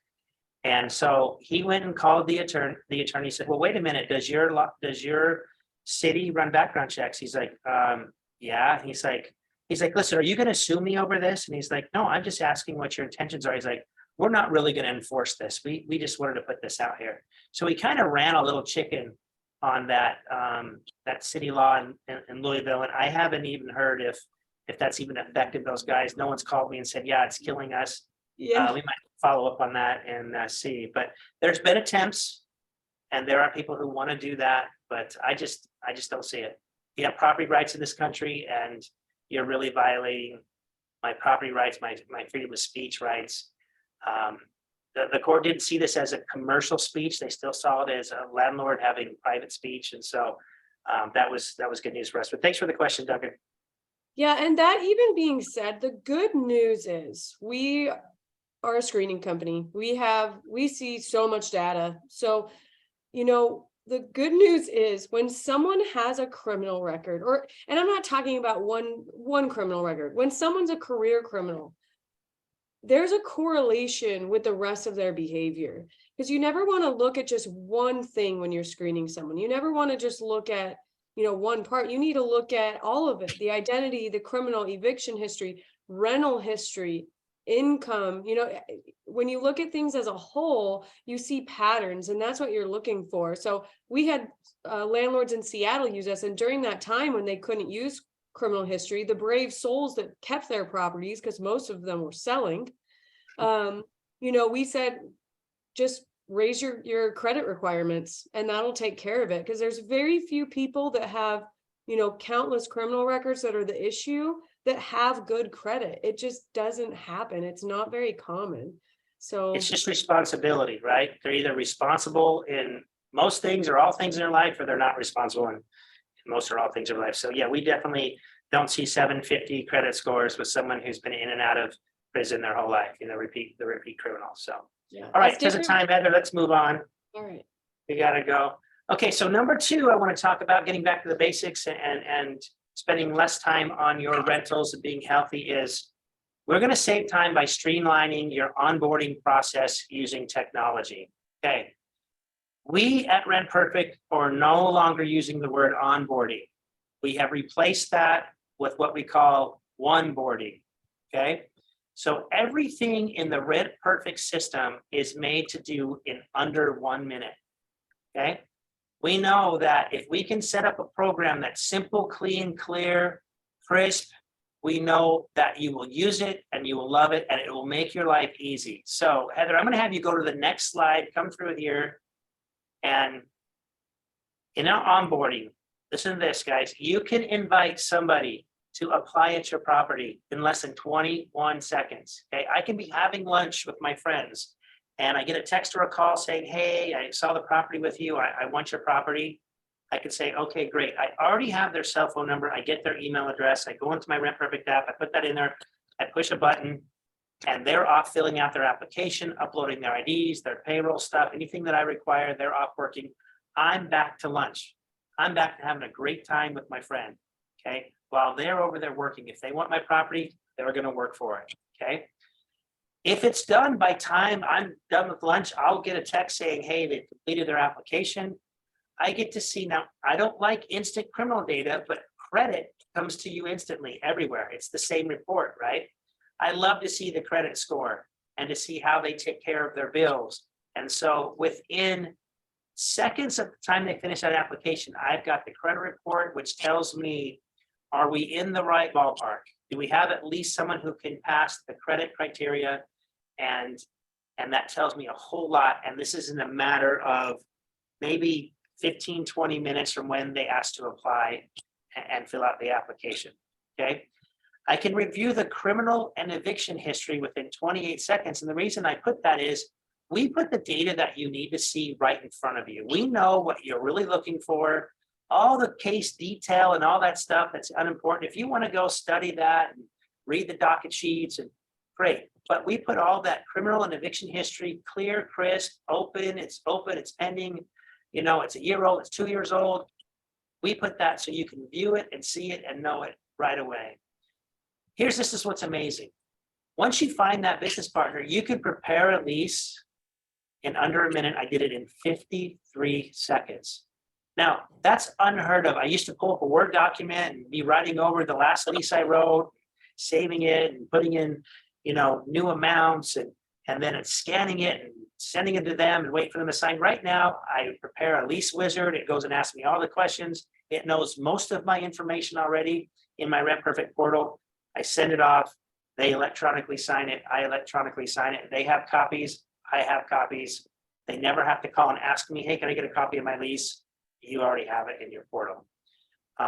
Then I can set up a rent payment schedule in 35 seconds. I get on there, I open up my pay, schedule rent payment. Here's how much rent it is. Here's how many months they're supposed to pay that for me. Here are the late fees. Submit, sets up the complete rental payment schedule for me. Super quick, super easy, very intuitive. And then once I hand them the keys, I can invite them to do an online move-in inspection. I send them an invite. They walk around their home. It takes them through a wizard. Okay, go into your kitchen. How's your countertops? How's your cabinets? How are the walls? How are the floors? How's the glass? They start checking off. Great, great, great, great. Go into the first bedroom. Go into the second bedroom.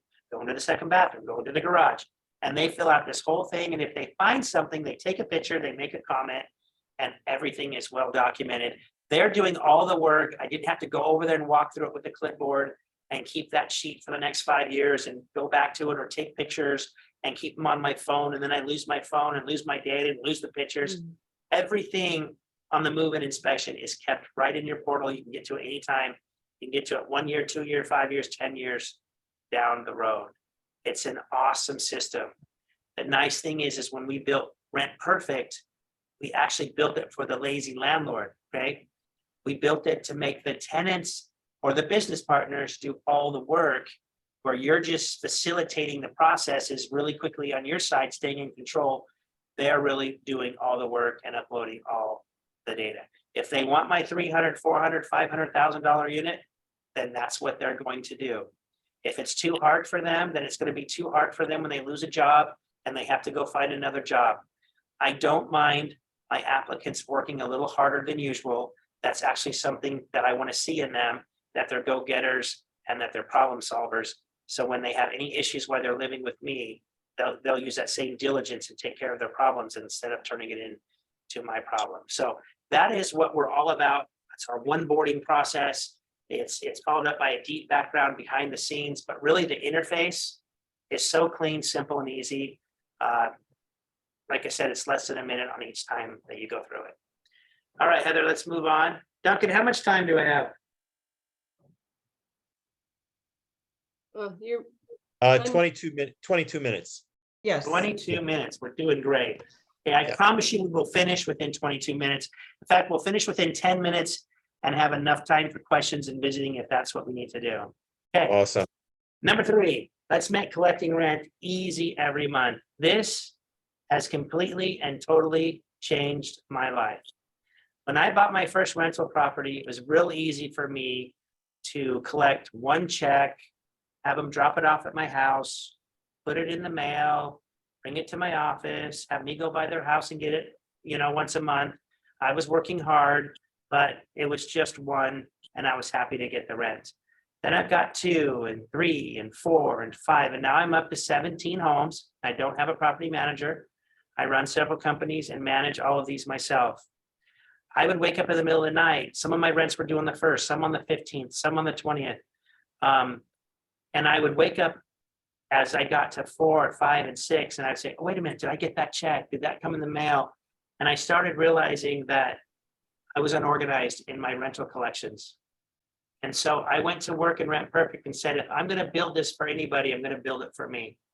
So just so you know, I built Rent Perfect for me. I'm selfish. If you want to use it, it's free to you, fantastic. But I needed it to solve my problems. And so I moved all of my tenants over to an online platform. I will tell you, some of them went kicking and screaming. I said, that's fine. You can continue to pay me with a check, but your rent's going to be raised here at lease renewal. So you might want to get on board. And I forced them to use this process. This is what I love about putting all the rents into one place. By the time I was at 14, 15, 16 properties, I was getting payments on Zelle, Venmo. People were asking me for my account number so they could go in the lobby of my bank and deposit it into my account. I didn't have one place to go to make sure that it was all accounted for. Now I have one place to go. I have a history of my rents. I can see when rent is due and I can see who is paid. But I don't even have to really do that with the rent pay system because it's programmed to contact me if there's a problem. I get a text, I get an email if anybody hasn't paid their rent or is late on their rent. So if I even forget to check my payment history, I can feel assured that everything's working as planned because nobody's notified me that anything is wrong. And after we do the backgrounds and what we've talked about, and we get our business partner, other than a few phone calls for maintenance, this is really the only time we're going to have communications with our business partners is at the first of the month or whenever the rent is due. And I really want to make sure that I'm on their mind around the 25th of the month. And so Rent Perfect sends them a text and an email saying, hey, rent is due in 5 days. Rent is due in 4 days. Rent is due in 3 days. It's a little annoying probably, but I want to make sure that my business partners know it's time to pay the rent. Now in their portal, they can set up auto pay and I can see that they've set up auto pay. So for those business partners of mine that have auto pay set up, I know they carry enough money in their bank accounts where they know that that can just launch and come to me without even them worrying about it. And I have others that like to manually push the button every month and make sure that the money is in the account. It just gives me a little bit of idea of who's kind of running close and who has money in the bank and doesn't worry because it's set on auto pay. So once we get to rent is due, then they get emails or texts, rent is late, and a late fee of $50 will be added tomorrow, or whatever your lease says in every way you set it up. You set this system up the way you manage. Nothing at Rent Perfect do we ask you to come over and do it the way we manage. This is all intuitive and set up the way you manage. If you don't have a late payment until the 5th of the month and it's a one-time late payment, great. If you have a late payment on the 3rd and then you have a daily late payment after that, it can do that. If some states will only allow you to do one late payment on one day, one time, it can do that. This system can handle the way you manage. And so I don't have to pick up the phone and say, hey, I don't have your check. Hey, it's in the mail. Hey, and have these conversations. I'm letting this computer do my dirty work for me as I continue on with my life. Heather, what's your favorite thing about rent pay? I know you have one property and it was easy for me to collect rent on one property. Why would you use, or why do you use this if you just have one property? Yeah, well, I will say I do have just one property right now, but I wouldn't want to be without this system. Like I do just have one property. I could just get one check, but why would I do that? This makes my life so much easier. And the best part for my tenant, and he was so excited about it, is he gets to build positive credit history. So that's definitely the seller with the tenants. For me, I like the security of it all. I work with our clients and help them get this set up. And it's $10 a month to the processor. Rent Perfect doesn't take any part of that. We just want the lowest fees for our clients. And it is worth every penny that I pay for that. Because of the security of it. I had a client contact us a couple months ago, and she was finally ready to come onto rent pay. Her and I, talk occasionally. She has quite a few. She has a multifamily property, actually. So I talked to her quite a bit, and she called me one day and she was like, Heather, I'm finally ready to come over to this rent pay system that you've been telling me about. I wish I had listened, to you sooner. And here's what had happened. Her rent checks were stolen by her postal worker. So she was wondering what was up. Several of her tenants that would normally have paid early, some of her tenants pay early. She's like, hey, is everything okay? I haven't gotten your checks yet. And they're like, what are you talking about? I sent you those checks. And she's like, what are you talking about? We're like, yeah, I even show that the check was deposited. So it was a huge mess. And her tenants had to change their bank account. She had to change her bank account. It was a big issue because of her business. And so long story short, her tenants were thrilled to come on this system because she could let them know, hey, this is so much more secure for you to pay your rent. You don't have to worry about getting a check, mailing the check. Your check's not going to get stolen this way. So your account numbers are protected. It's crazy to me that we still have these checks with our account number right on them. It's like, that's why, fraud is on the rise. No one wants to deal with checks anymore when they can avoid it. So it's just the security of it. I like that. I know that my tenant's information is protected. My information is protected. And I gave out my account number to several tenants that used to go to the bank and deposit, because I grew up in a generation of, we just wrote checks. We just that account number just kind of went out to everybody. We didn't realize how important it was. And now with all the fraud, we need to check, we need to act like our account numbers are like our social security number. It's that vital, or it's going to cause us a lot of issues and a lot of changing of bank accounts and possibly losing some money. So guys, your bank account numbers, I'm telling you, treat them like your social security number now. Do not give those out to anybody. There's too much fraud. And once somebody gets one and they post it online, it's going out to a lot of people. And so just be very cautious with those. This allows the tenant to give us their bank account number. It allows the landlord to give us their bank account number. They don't see each other's number. We set up the system and rent goes from their bank account to their bank account in the most secure fashion possible. So Yeah. it's a great system. I know if there's anybody on the call that was using it right now, they'd say, hey, I love this thing because it really saves me a lot of time. So Yeah, I know another feature that a lot of our clients love is the fact that the landlord is in charge of the total payment amount. There's no partial payments allowed. So I know in Arizona, and I'm sure many other states, if you accept a partial rent payment, that can cause an issue, especially if you end up needing to evict someone. So that's a big thing with a lot of our clients is the Right. landlord, this is the total payment amount. The late fees are automatically tacked on so that the tenant has to pay that full amount. And that protects you that way as well.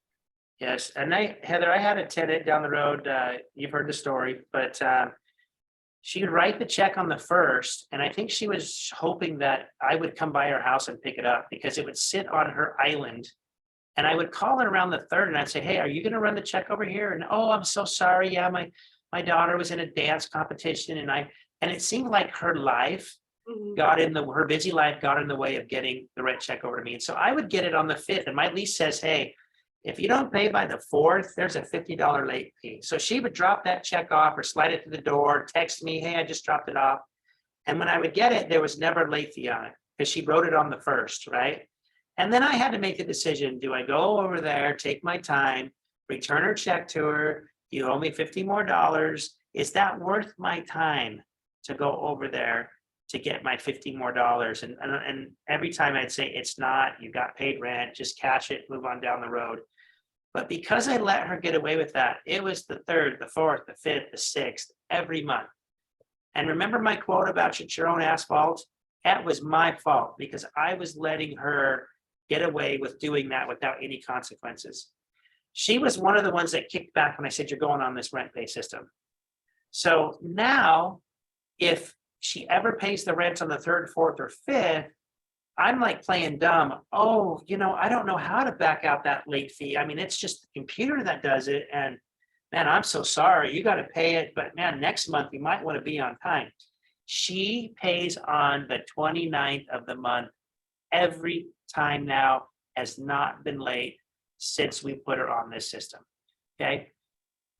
So for her, it wasn't I didn't have the money. For her, it was, oh, my busy life can come in front of my landlord because he really doesn't care and it doesn't cost me any money to give it to him today, tomorrow, or the next day. I had to get her attention, and we did that through this rent pay. So if you guys can't tell, it's one of my favorite things that we've built Yeah, here. I have a question for everyone. Yeah. Have you ever had someone that's not in real estate? So, not your REIA member friends, not your investor friends, like think you're crazy for either wanting a rental property or for having a rental property? Because I had my mortgage person try and talk me out of it. So, I mean, people, we've all heard the horror stories, right? And, we get into this business so that tenants will pay us rent. We want them to pay off the mortgage. And so that's the best part of the business, or it can be the worst part of the business. So when the first comes, you can either be excited and have a dance party, or you can dread it. Like, oh no, please just pay so I don't have to call you and text you and wonder where it is. So, it can be the best part or the worst part. So if you can get tenants onto an online payment system, I love Rent Perfect, but any online payment system, make sure that it's going to send the payment reminders. Rent Perfect sends the payment reminders, charges the late fees. We take away all of the pain of collecting rent, and so that it's fun. And the tenants love it too. They might drag their feet in the beginning because no one likes change. But I've worked with several clients, we have hundreds and hundreds using this, more than that. And the tenants that drag their feet, they're always happy. Oh, they just put it on recurring payments. They don't have to think about it either. Or they like that they can get the payment reminders. The tenants love that. So it takes away the pain of collecting rent so that it's fun again. I love that. One more So, point I want to make. Go ahead, Duncan. I just had one question that came in from Kalis. He says, the time duration, what is the time duration from tenant paying online to rent getting deposited? 3 to 5 business days. Okay. Okay. Which would be normal for a check to get cleared anyway. Yeah, Yeah, that's but- kind of the point too, is you're not having to get the checks and then however you get those deposited, if you take a picture, get it to the bank, you still have to wait. But with Rent Perfect, you can see on your payment history, or you get the text, you get the email that says, okay, they scheduled the payment. If it's on auto pay, it's always scheduled. Okay, at least they've scheduled it. Okay, now it's submitted. So you can check the status of it. If a payment is returned, so if it's not approved, you know very quickly, usually within a business day, you know, okay, this isn't going to go through. You get a kickback, so at least you know. Then it's just, you wait, and then they do their little magical things over at the processing company, like I like to call it. And so, yeah, it's about 3 to 5 business days, but you do know pretty soon if it's not approved. And then at that point, it's just waiting for the funds to get to your account, and you'll get a notification as soon as that's available in your account. You get a little notification so that you know, and you don't even have to check your bank account. Perfect. Dave, I'll let you make your point, and then we have another question. Okay, and we're wrapping up right here. We showed you a lot of things today, but actually Rent Perfect is built to use one part of the system or 2 parts or all of it. You can use just the rent pay. You don't have to use the background. You can use the background. You don't have to use the lease. So sometimes when we give these presentations, I forgot to say, this isn't an all-in-one and done process. If there's something we have you like that can help you in your processes, come use that part of the program. The reality is, I said it before, you're gonna get a special discount fee from Boston REIA for being a member. It's going to be 95 cents to set up an account with us. After that, other than that $10 rent payment that Heather mentioned, there's no fees for the leases, for the move inspections. There's no fees for anything else. This is extremely affordable. I know that we're cheap landlords. I'm a cheap landlord. I don't want to pay a ton of money for a software, but to have a robust software like this and have the tenants pay me $45 for the application fee, that's where we're getting paid. That's how I'm making money. So if they're paying for it, why don't you make sure you get the right background and find the right business partner? It's free to use. So like I said, you don't have to use it all. You can use this partially. And I will tell you, a lot of people say, hey, Dave, what's the difference between you and Zillow? What's the difference between you and... Listen, if you call us, you are going to get Heather on the phone, who's a landlord, or me, to help you through your process. Our customer service is by and far better than all of those other companies. You can't even get someone on the phone on those other companies. So come on board with us, and we will help you in more ways than you know. We know what we're doing. We're in your shoes. And so I would say, if all the great things we've put together, our customer service and helping you out is phenomenal. Yeah, So I'll just that- add to that too, really quickly. So I was going to be a first-time landlord. I don't know. I like to think that I would have made that dive into real estate, but I mean, working for David's been amazing, and working with the REIAs, over these years. But having this system made that so much more doable for me, especially dealing with tenants. You have this professional system that just gives you that authority that you want for your rental business. You're not just the Joe Schmo landlord on Zillow. Tenants want to take advantage of those landlords, even if they can't. It just gives you that professional touch you need. And I know it really helped me. So if there's anyone that's looking to get their first rental, having this system made that possible for me. Just that mental shift and confidence. So Awesome. I saw a hand go up here. Let me just do Sharon. Oops. Hi, Sharon. I'm trying to get you unmuted again. Sharon, are you there? Yeah. Yes, Yeah. I was just wondering about collecting the rent. It's only $10 a month.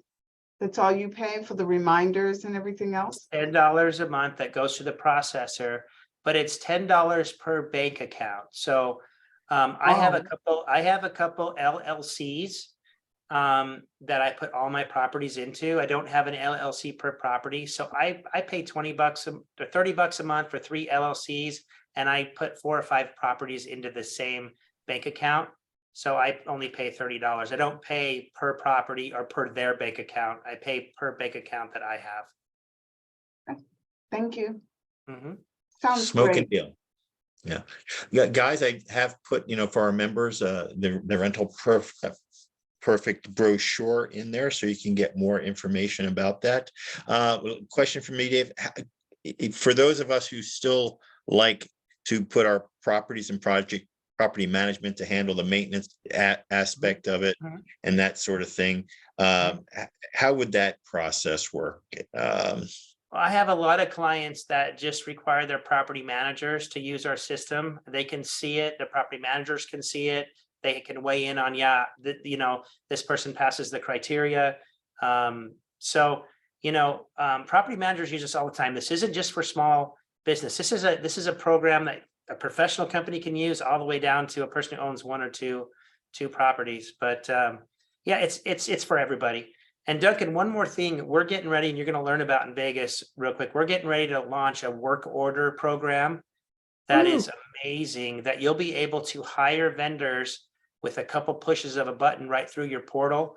And it'll be the vendors you like, not our vendors. It'll be your preferred vendor list. But over the next year, we're going to create REIA preferred vendor lists, like group vendor lists. We'll talk in Vegas about it, but that's just going to add one more element to this software platform that's going to help us deal with those maintenance concerns, the air conditionings, the heaters, the plumbing, different stuff like that. So we're not stopping. We're keep going. Like I said, I know where you're at because I'm here, and we're building things. Every time I have a problem, I'm like, I'm going to fix and solve that problem, make it easier. Awesome. So the one question that came in from Duan is, how much do the prospects pay for background checks? $45. Yeah, I must say I love this because I remember the days when I was pulling all that different history, and what a mess to keep that stuff secure. And then you had to get almost verified to Right. the Yeah, process. you have to have a yearly inspection, and they have to check your filing cabinets and locks and doors. Hey, but Duncan, this is even better. Like, those are the old days, right? Yeah. Now the reality is we as landlords aren't running background checks on our tenants. We're not doing that.